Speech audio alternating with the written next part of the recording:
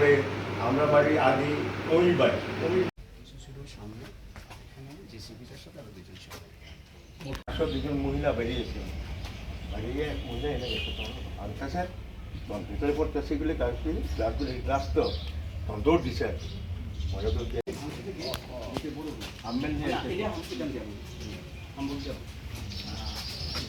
এটা যখন বাড়ি দেয় মা তখন মাই দরজাটা খুলে লেগে খুলে খুলতে মানে দ্বিতীয় বাইরে মাস্টার নেই, মানে ওনাকে ধাক্কা দিয়ে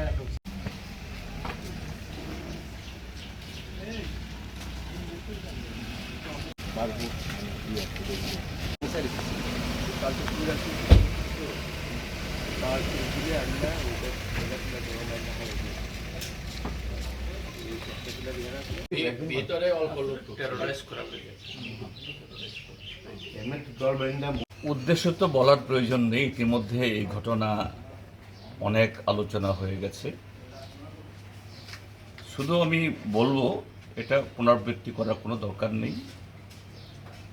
এই ঘটনা ঘটার পর এলাকার যিনি প্রতিনিধি এবং মন্ত্রীও তিনি, তার রিয়াকশান শুনেছি।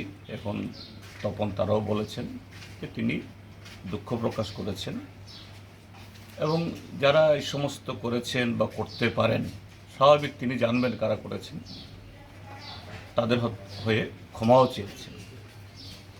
তো আমি আশা করব